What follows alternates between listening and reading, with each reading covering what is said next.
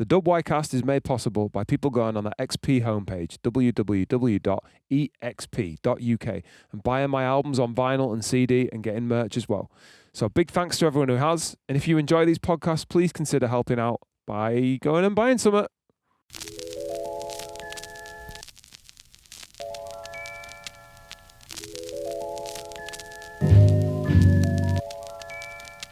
Hello, and welcome to the second series of the WYcast. I'm ExP, a hip-hop musician based in West Yorkshire, WY. I made a decision in the last year or so that I should invest time in helping promote and support the West Yorkshire hip-hop scene that I know and love so well. A scene which has supported my involvement in music for over 2 decades. Yes, I am that fucking old. Last season I spoke about my wish to talk to those involved in hip-hop in West Yorkshire, and I said I'd expand my search out to soul and jazz as well, but a spreadsheet I've inevitably put together puts the number of active MCs and producers in West Yorkshire at approximately 200, and I'm finding out about new people every week. Therefore, at this rate, this will probably be a West Yorkshire hip-hop specific podcast for at least the next 7 years? If you're an active and involved West Yorkshire hip-hop artist, I will want to speak to you at some point and find out what it's all about for you. There's not much method to who I choose to get on, but I insist on doing these outside, so there's West Yorkshire scenery in the background where possible. And the weather has absolutely trolled me in a lot of cases. I'm meeting people I have a lot of history with and people I barely know, all with the intention of connecting WY hip-hop artists and giving you, the listener, a chance to know the people behind the great music they make. And on this episode of the WYcast, it's Mista Ed. A scratch DJ of massive repute and someone I looked up to massively when I was a wee nipper, and did some amazing things with his career and then fucked off to New Zealand to find his fortune.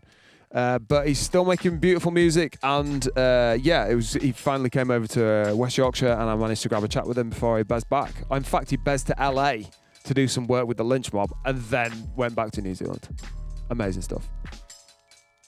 Mr. fucking Ed. Oh, well, are we on already? We're on, bro. Yeah. How you doing, man? Good, man. How are you? Mate, I'm really good. Thank you very much for joining me in very picturesque Saltaire / Shipley. Yeah, let's hope the rain don't come down. Where does Shipley start and Saltaire ends? I always wondered about that because I always felt like you get into Saltaire and that's the nice bit, and then as soon as it gets shit, you're in Shipley. Shipley. It always seemed to be the rule, because I lived in Shipley, but I was always 5 minutes walk from Saltaire. Yeah, right. Where were you? I was under the clock tower in Shipley. Oh, actual Shipley. Yeah, actual dirt Shipley. I've lived in a couple of places in Shipley, and one was one was under the clock tower, and another was just down that street near Cedar Tree. Right. Yeah. And I was above some hairdressers there with an old mutual friend of ours, who we were just discussing. So man. But bro, considering you're now a New Zealand-based dude, thank you very much for taking the time to come over and shit, man. All the way to see you. Of course, man. Well, bro, it's crazy. Your and my relationship started, and I got to be honest, I didn't really know you that well, even all those years ago. An enigma. Exactly, but I knew of you, and I knew of this, you were a god to people. So I were coming up in I've said this so many times on the podcast, I was coming up in 05, 06, starting to spit bars and turn up and stuff like that. And the people I looked up to were looking up to you as the DJ, the guy. And it was in an era where I think the DJ was still massively respected. And from what I knew of you, you were already pretty well established as a scratch DJ and seemed to have a lot of high-end friends, as it were. I'm sure you were down with Woody and people like that. You had a good community. Yeah. Hooked up with Woody a couple of times, man. Have you always been a Shipley resident? Where did your hip-hop journey start, bro? And remind me what your birth date is, as I always do with people on this. What my birthday is? Yeah, birth date. What era are you? So I was born in 79. 79, so you got 6 years on me. Right, that makes sense. So you're original. You were born when hip-hop was, effectively. So you're original generation shit. I guess. I didn't start as a hip hop dude. What? No. What was the journey of hip hop then? It was a bit of a funny one, sort of surreptitiously, I guess. So, back in the 90s, I started cutting in the 90s. Right. So I was 90, 91, give or take a year or two. 91? I was a kid. Yeah, one of the first people doing it really over here. Well, I'll explain. So, yeah. So back in the day, that was all the house music era, right? So as a kid, I wasn't exposed to hip hop at all. It was house music, piano house, all those house parties. So we were getting tapes at school, DJs, local DJs. One guy, Tony Ross, who was scratching on house. So using Dupree brass disc a cappella. Yeah. And it was that really got me. So it was, I was always about the scratching over the DJing, right? So I started really practicing on, you know, those old hi-fi decks? Yeah, the ones you're not meant to scratch on at all. Tape machine, radio, turntable on top, right? So that's how I started practicing as a nipper. Mad. And I did that for years. Fucking people's records up in the Fucking process. the one record up I had. I mean, I'm talking like 12, 13 years old, right? So, you know, you work with the resources you have, I guess. But yeah. I sort of figured out that I could run a headphone from that hi-fi deck into one ear, and then another headphone from a Walkman with the beat. So, and then use the left and right speaker pan to cut the sound in and out, right? So it was as ghetto as it gets. Mate, great though. And I assume you didn't go on YouTube and check the tutorial for how to do that. Oh, the internet didn't exist back then, mate. So you were just like, this will probably work? It was like a series of experimentations? Yeah, completely. And so, yeah, I did that for maybe 3 or 4 years, and it was maybe like 93, 94 that I got my first go on some Technics, which was cool because immediately I could scratch on them.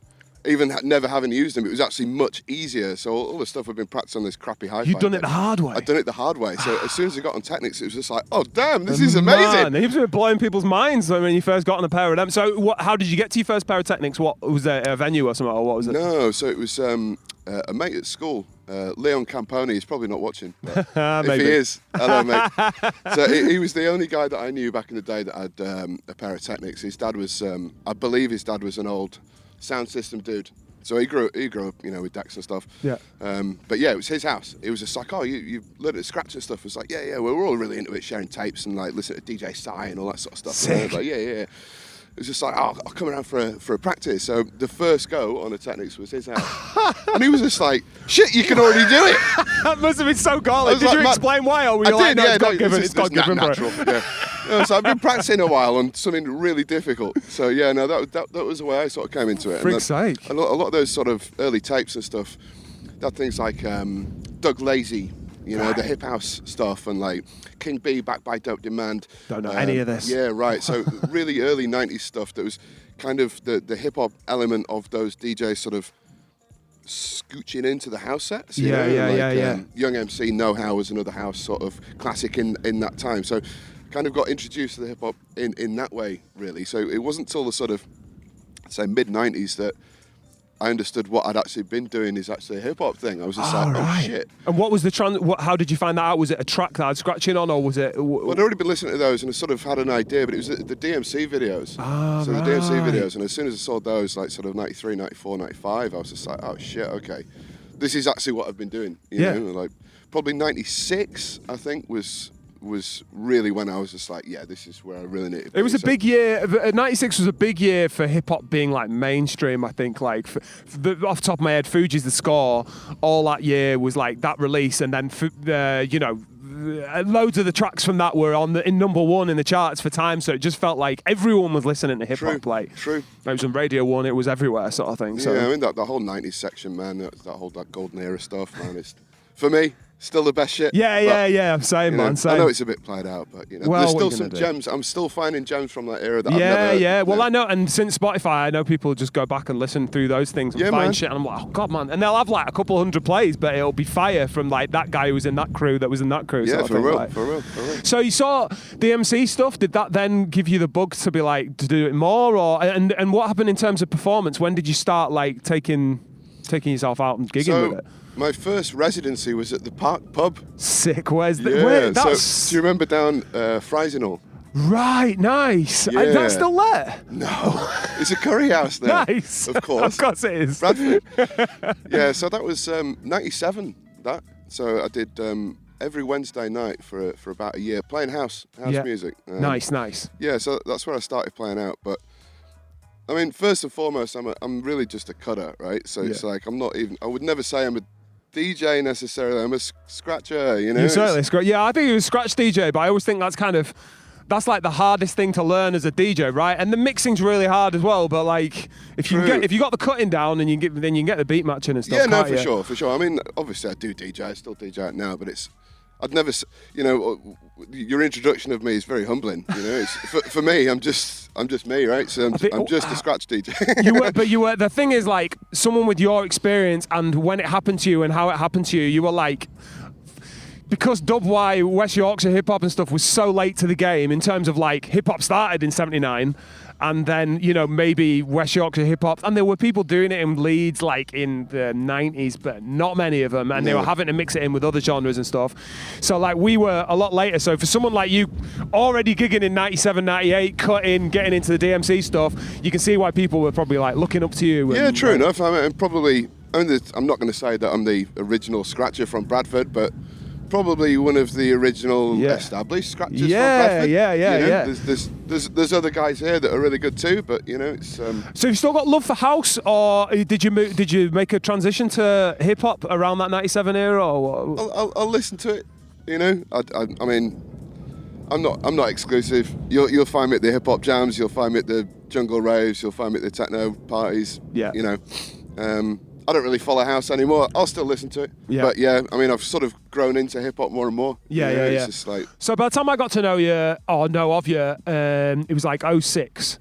So you'd had a good 10 years of being at it. And you seem to, as far as I understood, you had this reputation as like a producer and a scratch DJ. Were you a producer at the time? Had you made a few beats at the time? So, yeah, funny one. So, you remember the old Napster days, right? Of course. Yeah, of course. So, do you remember Soulseek? Yeah, of course. Okay. I used to rip a lot of my beats off Soulseek, yeah. Still do. Is it still there? It's still going. Fuck. So, when Soulseek came out, originally that wasn't a music sharing software. It was actually set up by a group of international music producers to share sample packs. Now, I don't know how I ended up finding it, but I was the only hip hop guy on there, and everybody else was like kind of, you know, techno and sort of electronica and stuff. Yeah. But a cool community, and it was kind of based on chat rooms and stuff as well back in the day. I think they're still going, but people don't really use them now. But they actually ran a competition. I think this was like 1999, like a worldwide production competition for the community. And I entered it. My entry was actually something that I'd made for a college project. Yeah. Right. So I didn't really think anything more about it, and then life got in the way, and other stuff happened, and I didn't even think about it. But went back onto Soulseek about 2 years later and found out I came third in this competition. Oh, right, shit. And subsequently, there'd been a physical release on CD of this thing. It had gone out. 2 years later. Exactly. I was just like, had you signed over the rights to it in that competition? Hey, there was no rights. People making royalties off your shit. Yeah, I mean, it shouldn't have even been put out really, because it's more of a DJ set, so I didn't have the rights to it anyway. Oh, it was like a scratch routine, really. Sick. But yeah, so that was a funny one, and from that I was like, well, I'll try another one. I'll do another production. Yeah. And that ended up getting signed to Return of the DJ, Bomb Hip Hop USA. Oh, right. Shout out to Dave Paul if you're watching, brother. But yeah, so that happened I made that in 2001. That was signed in 2003. And that was and what was that? That was another scratch routine, a DJ routine? DJ routine, yeah. So Return of the DJ was one of the first hip hop scratch DJ only album series. Fucking sick. Yeah, so the first one had people like Cuba, DJ Shadow, you know, so big names deal, on it. Yeah. So I kind of on the tail end of that sort of popularity of that series, I was on one of the last ones, but yeah, still very cool. Huge, you know, huge for West Yorkshire, huge for you, and a reason probably that everyone was like, "It's the God, Mr. Ed, here he comes." I guess, yeah. As I say, this is very humbling.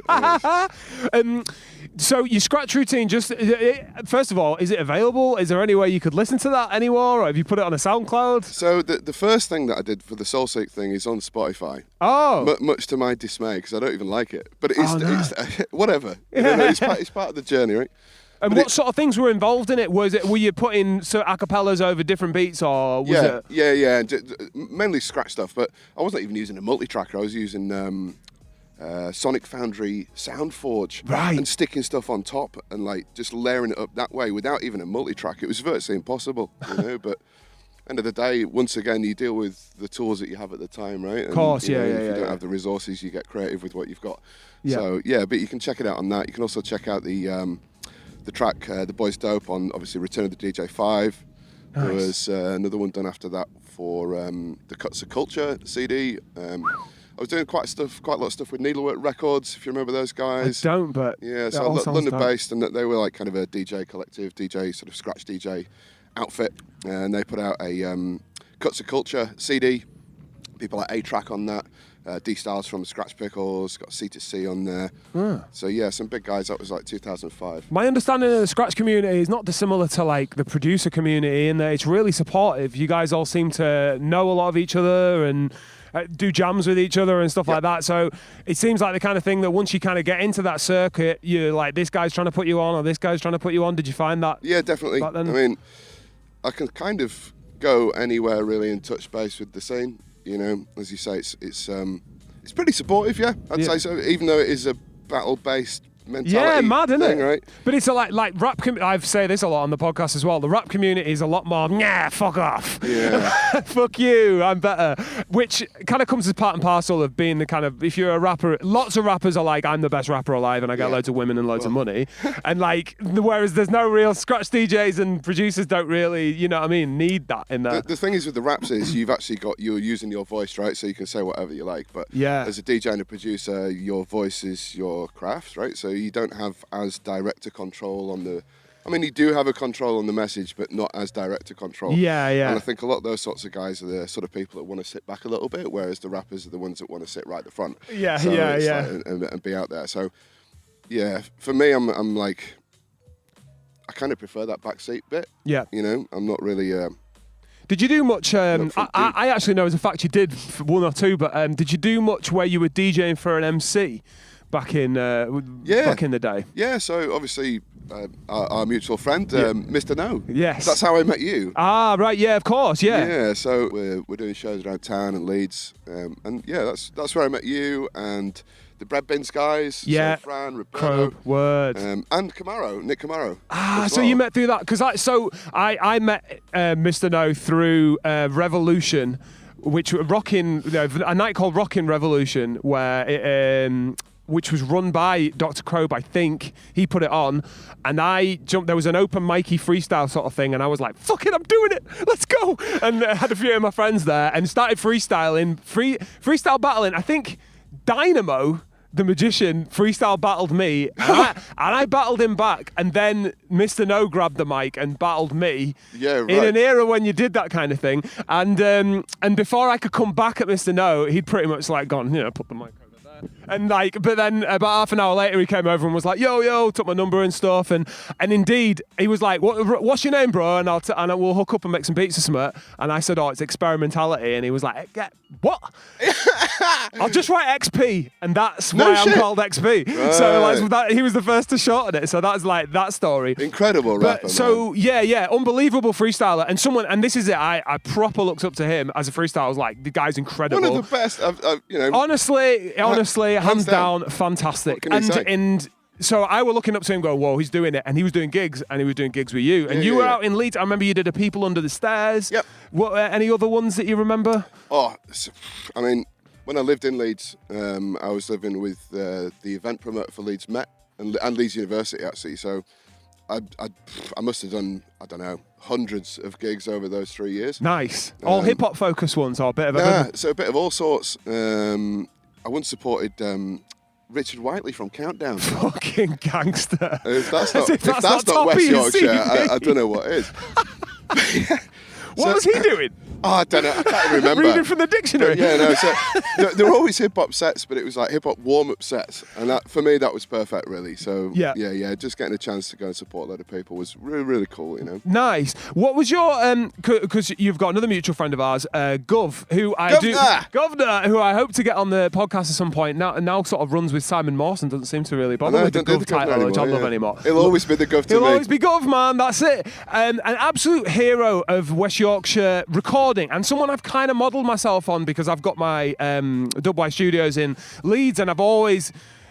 Well, I ended up recording a lot of the artists that he used to, just because he left the city and stuff.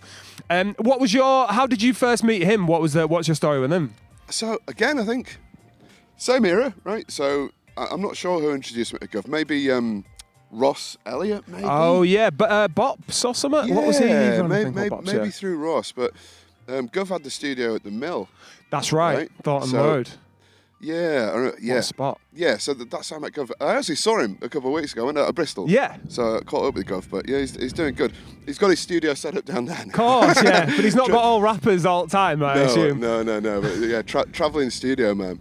But yeah, no, the Gov, man. I'm hoping to see him again next week. Nice. Just before you leave. Yeah. What's so did you do much work together, or was it just the fact that you knew through Ross and stuff like that? No, we didn't actually do any work. Oh no, we did. We did. I did some cuts for the Scarlet Pimpernel 7s. I remember, yeah. Yeah, so there's 2 of those I think that he ended up doing. But yeah, I featured on 1 or maybe 2 of them. I can't, little bits and bats over the years, but me and Gov never really worked together in a sort of, in a big way. Yeah, really. just got on like a house on fire kind of thing. That's it. I admired the ginger beard. So you were doing a few DJ slots and all the rest of it with Mr. No and that kind of thing.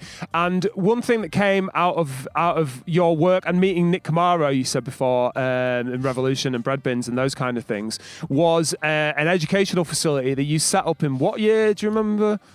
Oh, well, Waxworks. Waxworks Music Studios. What year was that when that came through? So that was a bit of a journey in itself. So originally Nick was doing some funded workshops on his estate in BD5. Yeah. And he was like, do you want to help me run these workshops? I was like, yeah, cool. So that's how that really started. We were actually underneath a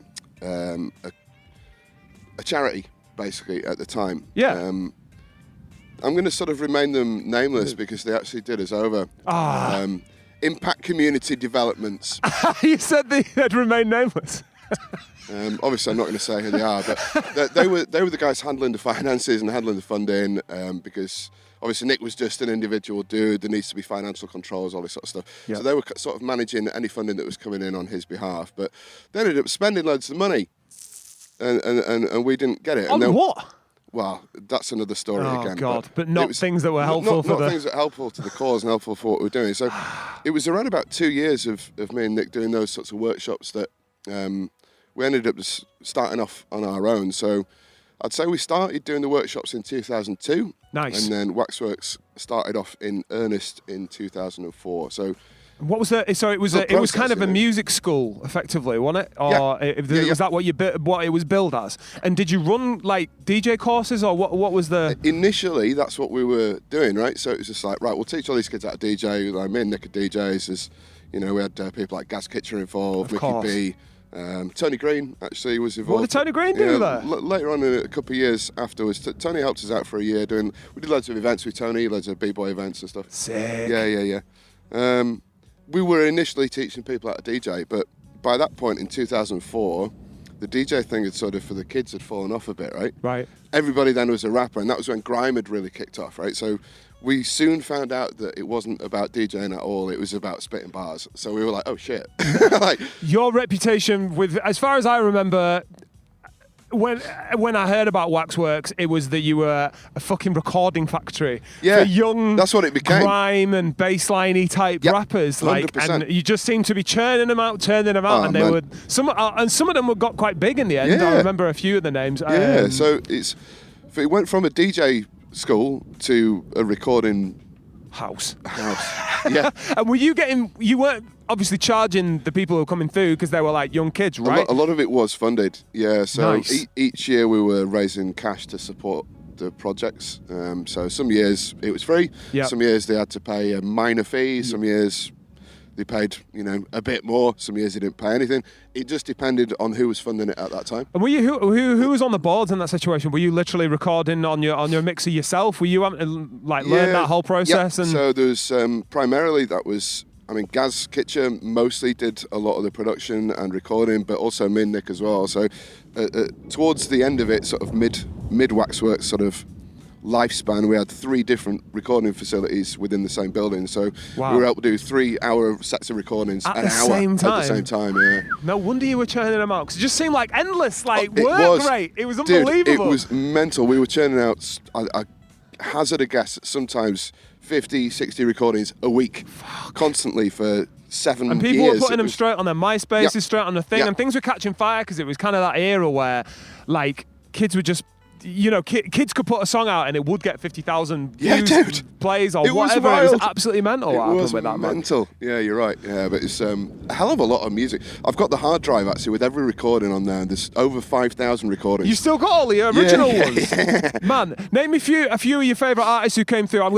Phoenix Renaissance Man is one of my favourites that came out of Waxworks. Obviously, ended up working with him a fair bit over the years, and he's a proper top lad. Phoenix. Do you still see him? I haven't seen him for a while. I bumped into him in a train station musician a few years back, and it was all love. It was fucking great to see him, but I know he's just busy and he's got a kid or two. Yeah, I bumped into him a few years ago. Oh, there's so many. Let's I'm trying to think. At the grime lot, you've got Dorsey, Obba, JT, Panther. Some of them JD, still got careers in that. JD, Radical word. So Radical's now the frontman of Rupture Farms. Radical's massive, right? Yeah, is he the biggest artist who's came out of Waxworks? Do you think? Yeah, I don't know. There's a hell of Dorsey a still lot. going? Dorsey's still going. Oh, Dorsey was big. I remember Dorsey being like massive and being like, "Whoa, Bradford's the biggest rapper." Dorsey's teaching now.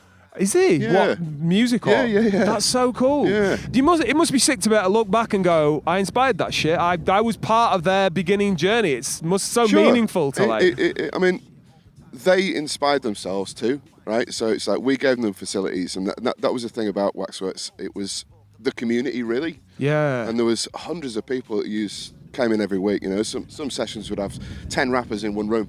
You know, or just like, everybody shut up. Shut the fuck up. Yeah, I'll just say represent every something. But yeah, it was a community, you know, and everybody loved it. What a beautiful thing. I mean, we struggled to survive doing that. As you know, it's not an easy thing to do. There seemed like there was a pot of money that the government was able to give out around that era. So probably a couple of years after when you were like really at your peak, there was something called the Youth Music Mentors, which I tapped into. I've got a friend called Philip Charles, who you might have heard of. Who I went to college with Phil, actually. Oh, no way! Yeah. Oh, Jesus Christ! Oh, okay, an incredible musician, and went on to run a alternate provision and multiple alternate provisions where they specialise in music. I've literally just interviewed Hashfinger, who's like the head of music. Yeah, cool. And but he was doing lots of rap workshops, and through the sort of funding that he was getting into, he got into this Youth Music Mentors thing. And I'd done a few rap workshops. Sorry about the weather. Don't apologise. It's not your fault. It's New Zealand, winter in New Zealand, summer over here, and it's like. So anyway, so I'd done a few rap workshops with Phil, but it was going into schools and just trying to get people to be interested in it. And while it was something a bit different, kids, whatever, but Youth Music Mentors was like if they already had a pre-existing interest. Yeah. And that's tasty. Yeah. Because like someone I want to learn more about this or do this and specialise in this, and they've already got a bit of ability, I can work with that all day long. And then having a pot of funding to be able to work with that, beautiful. So, and we ended up doing so much, and like Lunacy came through all that, loads of others, Wide Boy, people like that who were just all through that. Section 5, who's big in the game now. Section 5! He came through all that, man. So there's loads of rappers who came through that youth music thing, and it was only because of that funding that was available to us to be able to like book out spaces and be able to record and pay us to like for our expertise and time and all the rest of it. And then we were like, this is great. Put in another bid, another bid. Nothing. Exactly. Empty. And then suddenly you just have to go, sorry guys, you're on your own, fuck off. That's the challenge. You know, that's the challenge with any enterprise like that. You know, you're constantly chasing the funding, chasing the tail. If shit doesn't come through, what do you do then? You fucked. Right? Yeah. 1 year you have an amazing year, and then the next you're like, that's. Yeah, I mean, ultimately that was the death blow of Waxworks Studios. Ultimately, yeah, I mean, change of government, global financial crisis. You know what I mean? It's just like, I mean, we survived under Labour, really. Lots of European funding. Yeah. That was the sort of stuff. The amount of EU funding, you actually, when you look at it, you're like, especially for creative stuff. Yep. European Regional Development Funding, right? So it was supporting those sort of deprived areas, of which obviously Bradford is one. So. Of course.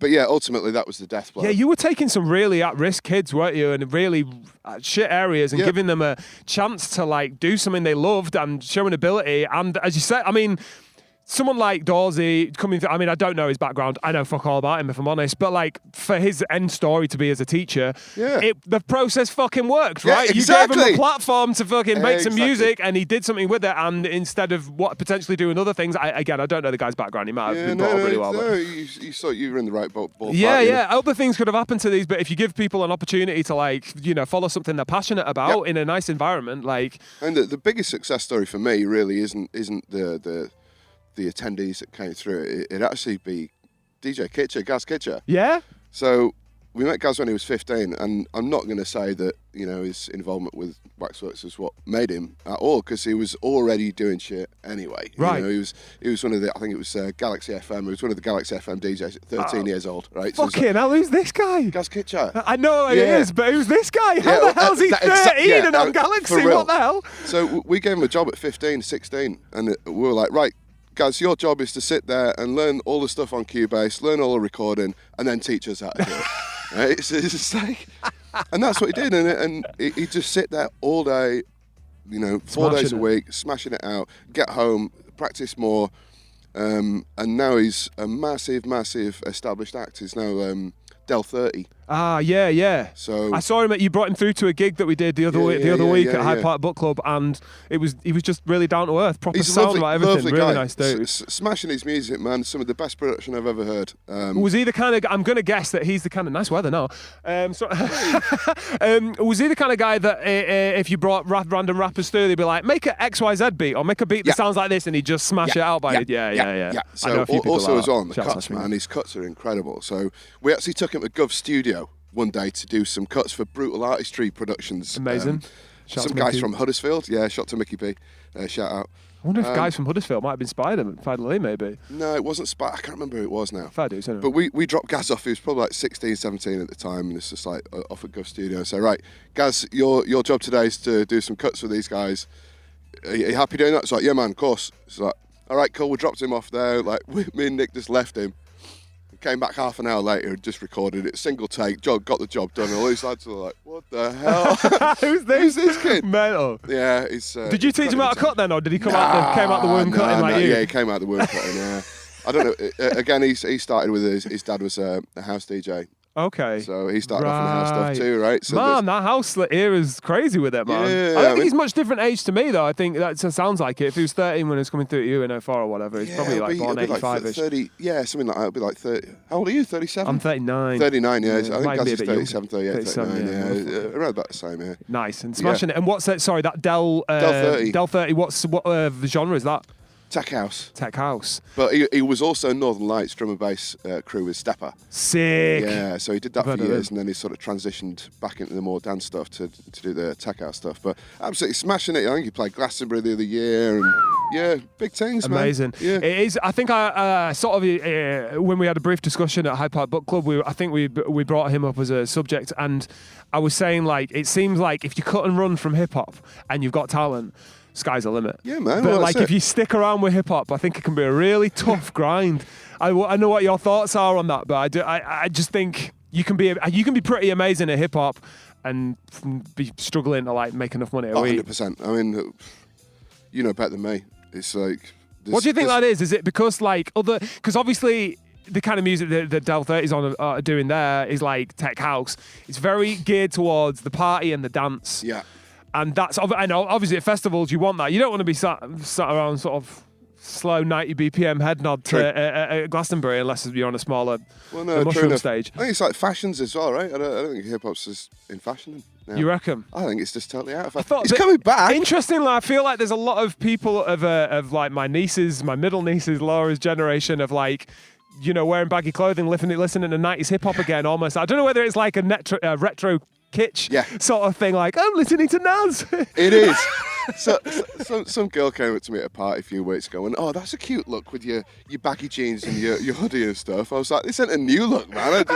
You're really rocking the new fashion. Shit, yeah, exactly. I was like, I'm so wow, old. Did you get that? I love I'm so old, I'm back in fashion. Isn't it? Yeah. Like, oh, people who sold their old Tommy Hilfiger stuff back in the day, like, it's worth hundreds now. But yeah, I don't know. I think it's just not as in vogue as it was. Nah, fair enough. Things come and go and move in cycles. Feels like because I'm trying to create that, trying to create a bit of a community with the WY Wednesday night that I'm doing, and it does feel like it's a bit of a chess club.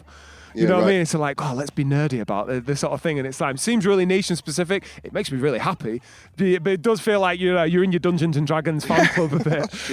It's not like, this is like hugely, if you're in an indie group doing that sort of shit, it'd be like, you know what I mean? True enough, yeah. I mean, I don't know, man. It's hip hop's always been a tough nut to crack, right? Yeah. Especially in this day and age, man. Yeah. What's been your greatest success with hip hop specifically? Would you say? Whew, that's a good question. I don't think I've had many. Well, I mean, maybe it was being on that label back in the day with those cuts. I mean, that sounds crazy. Yeah, same one that Shadow was on and stuff. Yeah, personally, probably that one. But I've done hundreds and hundreds of projects over the years. You know, I guess the best success is just still doing it and still loving it. And I've had a bit of time off, right? So obviously moving overseas, I wasn't able to take all my stuff with me. Walk me from the Waxworks ending to you leaving the country to go to New Zealand. What was the amount of time between there? It's about 6 months. Oh, really? So you were Waxworks is dead. Fuck off. Well, I was on the dole, man. For the first time in my life, I took the dole, and then the dole was running out. And I was just like, well, I've been for job interviews and shit. I couldn't get a job. You know, it's just like, well... Specialisms. I've got these skills and talents and stuff, and I can add something to people's businesses and mentally, companies. You ran a business for 10 years, changed loads of people's lives, and you have it, and you're unemployable. Yeah. Well, you know, cheers, UK. What the choice is, you know, it's like, well, I can either do something else, and it was my partner at the time. She wanted to go overseas, so I was like, do you know what? Let's go. Fuck it. Do you know what I mean? What's the worst that can happen? So did you travel, or did you just go straight to New Zealand? Went straight to New Zealand, and I partied for 6 months. Sick guy. And found that there was a massive hip hop community in Auckland. Yeah. I was like, oh shit. So talk to me about the New Zealand hip hop community. Straight in the door, and you were immediately, oh shit, there's hip hop here and there and all. Yeah, man, it was really funny. So 4 days into us being out in Auckland, we were sat in a bar somewhere. There was these 2 girls behind me talking about parties and stuff. And I was like, shit, these girls sound like they know what they're doing. So I was like, excuse me. Like, where's the party? Yeah, basically. Where's the party? And they were like, oh, we've got chatting to them and stuff, really cool. They were like, oh, we're going to go to this bar in town. You should come with us. It's like, all right, cool. What is it? It's just like hip hop bar in town. It's like, it's a hip hop bar? I was like, what the fuck? This is what I'm talking about, man. You know what I mean? Somewhere that's specific for it. Word, man. So I was like, all right. So went in this bar. And it was literally just pure hip hop all day, all night. Sick. Street Fighter 2 machine on free play. It was just like, you can't get one place like more that. Hip hop than that. There's one place like that in Amsterdam called De Durvel, and it's just hip hop all the way through, and it's like beautiful that such a thing exists. Like, yeah, man. So this place, Rakino's, closed unfortunately now. All right, it's a curry house now. No, it's not a curry house now. I don't know what it is now, but yeah. So I remember speaking to one of the DJs there at the time. I was like, Jesus, you guys are all still cutting. There's like everybody scratching and shit. It's like, yeah. He says, oh, there's a DMC shop down there. Like, they do an open deck on a Friday. I'm like, there's a DMC shop? So what the fuck? So I turned up at this DMC store, Mix Foundation on High Street. On blew everyone the fuck away by Friday afternoon and just, well, you know, just did my thing. Yeah. Did my thing. So within 5 days, I kind of done what I needed to do to represent, right? And then, sort of built on that, really. Nice. But yeah, hip hop's massive in New Zealand, to be fair. So did that kick off you working with New Zealand artists? I've got to be honest, the first time I ever heard a piece of your music was only in the last year, when you were put some beats out and stuff, and even WhatsApp me about it. So like, I don't really know whether you did much work with New Zealand heads. Or... So, I mean, I didn't have any production gear, right? So I spent the last 10 years just DJing on and off, and spanned quite a lot of Rakinos, little bits and pieces here and there, but it was only last year that I've actually bought a new production setup again. Oh, okay, nice. Yeah, because all my stuff's still packed up in Bradford in storage, so I was like, there's no way I'm going to get all of this shit shipped out to New Zealand. It's not going to happen until I get like a permanent place, my house, buy a house or whatever it might be, an apartment or whatever. So I was like, fuck it, I'm just going to buy everything again. So I just bought myself the whole lot, and I started producing again about a year and a half ago. Would you consider yourself a New Zealand resident now? Is that your new? I'm actually a New Zealand for life? citizen. Are you citizens? I'm a nice. citizen. Did you have to answer a load of questions about who the president was in 1942? It was a long, expensive process. Nice. Yeah. How much did it cost to become a New Zealand citizen? Tell me. Probably about 10 grand all up. 10,000. 10 G's. Dollars. So probably about £5,000 or £6,000. 5 G's. No, I mean, you know. But gotta do it. Fair it's kind of opened up a lot of other parts of the world, so I can move to Australia now if I want to. Oh, really? Yeah, it's not. I've always fancied going, man. I've always really fancied going over, man. Damn. Yeah, New Zealand's a beautiful country, man. Yeah. I'm gonna hit you up if I go across these. Sorry. So going back to when you first started scratching in New Zealand, then. Yeah. So have you been like chilling out with different groups? I know nothing. So I think I was like, home cut. Was the homebrew, is it? Homebrew. And homebrew's the only New Zealand hip hop I know, really. So what? All right. Oh, geez, man. Yeah, Tom Scott, man. one of the best MCs I've ever heard, man. He's Sick. an amazing rapper. And you know him? Is it that sort of thing? Like you got to know him a bit? I don't know Tom. I know Haz, one of the producers. Sick. I know a lot of the heads. But there's some incredible stuff coming out right now. From Outside Boys in Auckland. There's Benchmark Entertainment. Christchurch-based guys are sort of bubbling under as well. Nice. Team Dynamite. And are you playing these guys out? Do you like get their records and play them out at nights? Have you got like? Are you DJing out there much? Little bits and bats. I was a little bit over the last few years, but I'm kind of just concentrating on the production stuff at the minute. Okay, nice. Production seems to be something you've got into a lot recently. Was there? When did you start making beats? Because were you making beats when you were in WY? Yeah, for 100%. So obviously the Waxworks stuff was a lot of that. So you made some stuff. So you made some production stuff for the. Yeah, well, Phoenix's album, Phoenix's EP, of course, and a lot of production over that time, loads. Yeah, so I guess been producing since like the early 2000s. Really. Oh, okay, nice. But yeah, favouring what? Do you sample based stuff? Yeah. So you'll hear good samples, and what software are you using? Cubase. Cubase all day. Cubase is the right bitch to make on. You reckon? I think it's the easiest. I use Cubase to engineer with, but to make a beat with, nah, forget it. Right. I just find it really tricky. But I say that, and Mr. No used to come round and make beats on Cubase steady away and could make pretty impressive beats. I'm like, how the fuck are you even doing you know what it's like. You learn your tools and you get familiar with it. Yeah, what it's do you true. use? I used to make, do you know what? Having said all that, I started out making beats on Cool Edit, which is really weirdly copy and paste with no BPM. But I got a crack copy of Fruity Loops back in the day and never looked back. So I generally FL Studio all the way now these days, man. Fair play. It doesn't matter, right? Yeah, it's just whatever you're comfortable on or whatever you know, you know. You put something out recently with the Millennium Jazz, a really nice beat. Is that the kind of thing you're aiming to make? Have you got plans to do put a project out? Like that's sort of what I would naturally make if I was left to my own devices. That sort of down tempo, sort of instrumental boom bap kind of thing. Bappy type stuff, you know.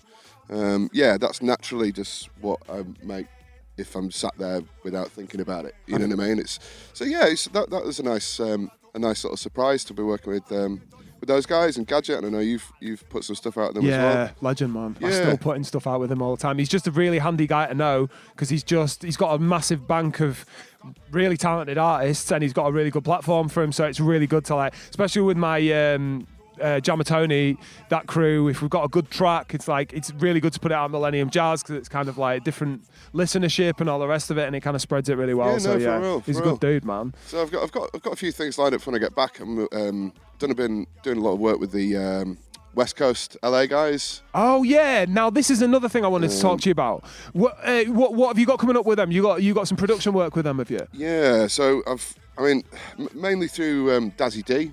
Who's Dazzy D? So Dazzy D is a founder of the Lench Mob, one of the founding fathers of the Lench Mob, along with JD and Ice Cube, and so pre NWA, it was the Lench Mob, right? So I've worked with Daz about 20 years, on and off different projects. Did you know him through Soulseek? How did you get to know him? So I knew him from he messaged me from a message board about some scratching that I'd shared from a mixtape I'd done back in 2001, and that's where I first got in touch with him. So that'll be 23 years I've known Daz now.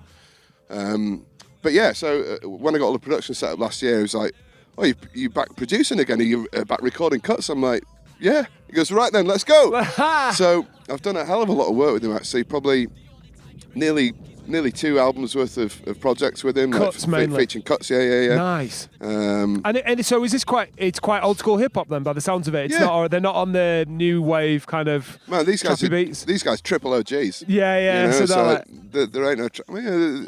Daz does a few different things, but they're using 808, but 90 BPM. His heart's in the old school, man, the true school shit. But yeah, I mean, check some of that stuff out. Dazzy D, the Reslaps, new remix albums just dropped. Got a track coming up with MC Random.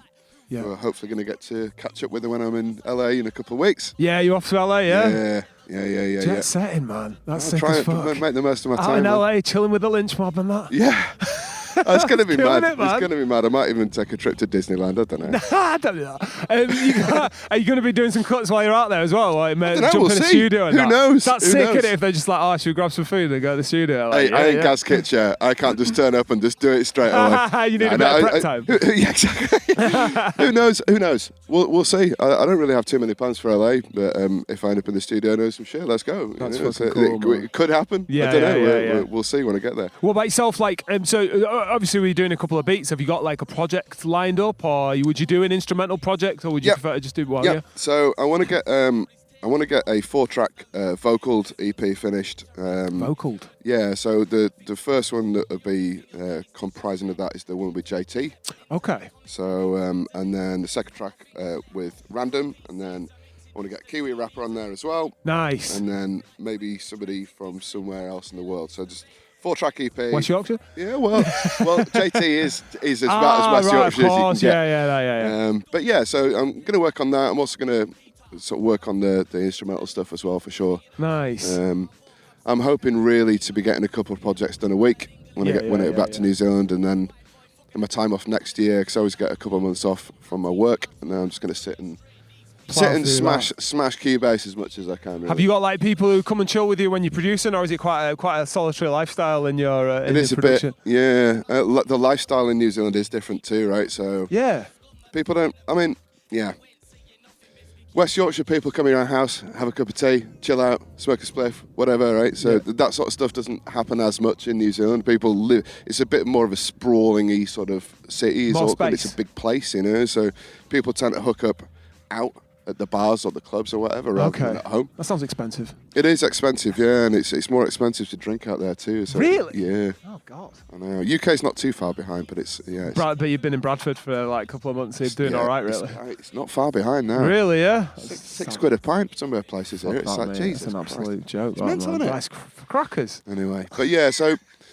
Yeah, solitary time's good time though, right? It's productive. I agree. You can get lots done. No two ways about it, man. Yeah, exactly.